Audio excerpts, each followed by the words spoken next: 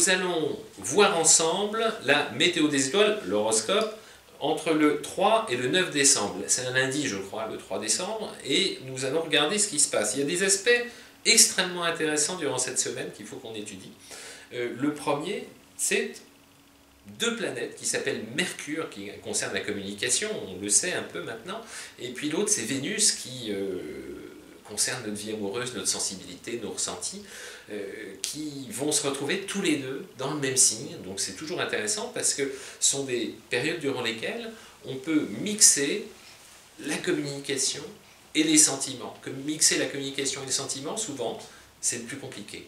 Parce qu'on a des émotions, on a du mal à les transmettre. Donc quand on a des possibilités, comme c'est le cas là, de mixer les deux, parce que les deux planètes qui concernent ces deux domaines, la communication Mercure et la vie amoureuse Vénus, sont dans le même signe, sont en proximité, ça permet de mixer les deux de façon optimisée. Alors il y a les grands gagnants, et puis attention, après il y aura un autre aspect dont je vous parlerai, c'est le Soleil-Jupiter en Sagittaire. Donc il y a deux choses importantes cette semaine, là, en aspect important. Donc il y a ces deux aspects Mercure-Vénus, et cette conjonction Soleil-Jupiter qui est très intéressante pour d'autres signes. Comme ça, on va parler de tout le monde, ce qu'on aime bien faire. Donc, qui sont les grands gagnants sur le plan affectif, sur le plan de la communication et de l'affection et du partage des émotions, etc. Eh ben, il y en a pas mal. Il y en a pas mal qui sont gagnants. Il y a nos amis Cancer, nos amis Vierges, nos amis Scorpions, bien évidemment, parce que la conjonction se fait chez vous. Donc, vous êtes bien évidemment deux planètes positives pile au-dessus de votre tête, vous êtes les grands gagnants, et vous les Scorpions. Et puis il y a aussi les Capricornes et les Poissons. Donc ça fait quand même 5 signes qui sont bien disposés, qui reçoivent par de jeux d'aspects protecteurs, que ce soit ce qu'on appelle des sextiles, des trigones ou des conjonctions, ces beaux aspects-là qui vous dynamisent sur le plan émotionnel, qui vous facilitent le verbe, qui vous rendent plus rond, plus agréable, plus sympa, plus fluide, etc. C'est toujours bon à prendre. Quand c'est bon, il faut le dire, c'est ce qu'on fait là. Voilà. Après, il y a ceux qui vont se prendre cet aspect en pleine poire, parce que cet aspect, il en favorise certains, et puis en revanche, ils forment des carrés de position avec d'autres. Ceux qui vont être moins lotis sont les taureaux, les lions et les verseaux.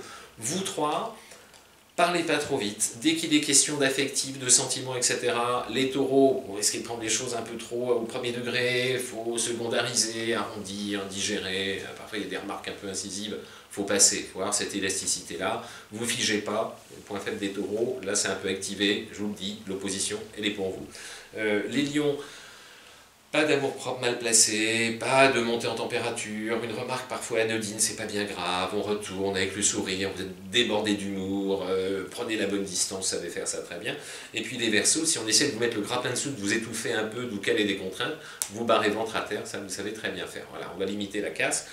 C'est pas bien grave non plus. Les aspects de Mercure et Vénus, c'est pas des choses vraiment négatives, c'est un peu d'excès, un peu de fatigue, un peu de tension, un peu de nervosité, un peu de sensibilité à fleur de peau. C'est pas bien grave. Quand c'est un Saturne, un Pluton, déjà plus compliqué, c'est loin d'être le cas. Et puis, il y a un autre aspect cette semaine. C'est une semaine importante parce qu'il y a deux points névralgiques planétaires un peu différents qui cohabitent en quelque sorte. Le ciel, c'est riche, il y a des évolutions en permanence, ça tourne en permanence. Donc, un coup, ça réveille l'un, ça agace l'autre, ça positive le premier, ça fluidifie le deuxième. Enfin, c'est toujours une mutation permanente, les positions des planètes qui évoluent en permanence. Il y a un autre aspect que j'aime beaucoup, celui-là, il faut que je vous en parle. C'est qu'il y a cette semaine une conjonction Soleil mise en lumière, Jupiter, chance, optimisme, etc., dans le signe du Sagittaire.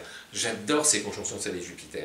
Je les aime tout particulièrement parce que ça fait exprimer chez ceux qui sont concernés, ceux qui sont visés par ce type d'aspect, ce qu'il y a de meilleur, de positif, d'optimiste, de chaleureux, de confiance en soi. Enfin bon, toutes les bonnes énergies, Soleil-Jupiter, on ne peut pas rêver mieux. C'est simple, on ne peut pas être plus clair. Et donc, ce Soleil-Jupiter en Sagittaire, il va favoriser qui? Les Sagittaires, encore une fois, vous êtes dans une série un peu gagnante en ce moment, c'est pas mal. Et puis, bien évidemment, par le jeu des trigones, le jeu des extensions, les Béliers et les Lions. Alors les Lions, il y a des aspects contradictoires. Il y a un climat de chance super positif pour aller de l'avant, et puis il y a une petite sensibilité sur tout ce qui est amoureux, affectif, vous prenez les choses un peu à cœur. Donc les Lions, vous êtes gagnants à 75%, ce qui est déjà pas mal. Mais les grands gagnants, on l'a vu, c'est les Béliers et les Sagittaires. Après, il y en a deux qui bénéficient de cette conjonction Soleil-Jupiter de façon un peu indirecte, mais quand même assez porteuse, donc vous êtes dans une bonne dynamique aussi, ce sont les Gémeaux et les Balances, parce que c'est des rapports de position planétaire qui sont intéressantes.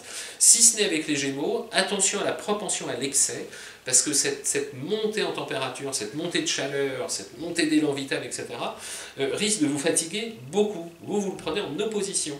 Donc, l'opposition, c'est pas mauvais, vous allez juste devoir composer avec les envies de certains, les désirs d'autres qui ne sont pas toujours coïncident pas parfaitement avec ce que vous avez envie vous.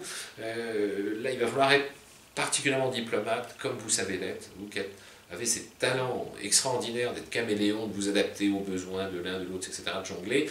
Vous allez puiser dans ces ressources-là, et puis ça se passera très bien. Évitez la fatigue nerveuse, en fait c'est tout simple, c'est de trop tirer sur la corde. Accordez-vous par moment des séquences où on débranche, où on souffle un bon coup et on laisse passer, et puis vous allez passer la semaine tout en souplesse. Voilà, c'est dit. Les gagnants, je vous les refais.